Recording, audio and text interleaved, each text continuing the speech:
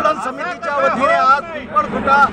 जे तेलंगणाची बॉर्डर आहे तिथे आज रस्ता रोको केला आणि ह्या रस्ता रोकोच्या माध्यमातून केंद्र सरकारला आम्ही ठणकावून सांगितलं का विदर्भ राज्य तुम्ही कबूल केलं होतं त्याप्रमाणे विदर्भ राज्याच्या आम्ही ज्या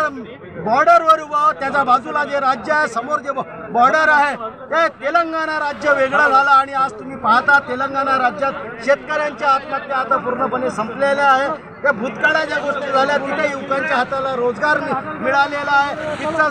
जे राज्य झाल्यावर तिथचे लोक सुखावलेले आहेत, त्यांच्या स्वप्नाला नवे पंख आलेले आहेत। म्हणून आम्हालाही समाधानाने सुखाने आणि यांनी जगायचं आहे। म्हणून आज आम्ही इथे रस्ता रोको आंदोलन केलं कारण आम्हाला एकच दिसते आम्ही 63 वर्ष महाराष्ट्रात राहिलो आणि 63 वर्षात महाराष्ट्रात राहून आमचा विकास हा खुंटलेला आहे आणि आम्हाला आमचा विकास करण्याचा बाबासाहेब आंबेडकरांनी छोटे राज्य सुखी राज्याची कल्पना मांडली आणि त्याच्याच अनुसार विदर्भ राज्य आंदोलन समिती 2012 पासून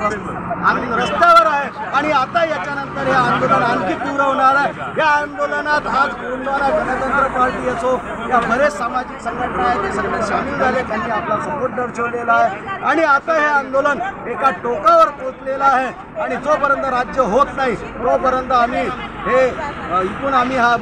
रणातून जोपर्यंत राज्य घेतल्याशिवाय आम्ही हटणार नाही अशी संकल्पना घेऊन लाठी खाऊ गोडी खाऊ विदर्भ राज्य मिळवून देऊ या आशयाने आता हे अंतिम लढा सुरू झाला आहे आणि बीजेपीला आता आम्हाला समाप्त करायचा आहे कारण बीजेपीने जे वायदा केला होता तो वायदा कधी पूर्ण केला नाही। म्हणून आता बीजेपीला या विदर्भात 65 आमदाराच्या मतदारसंघात या 10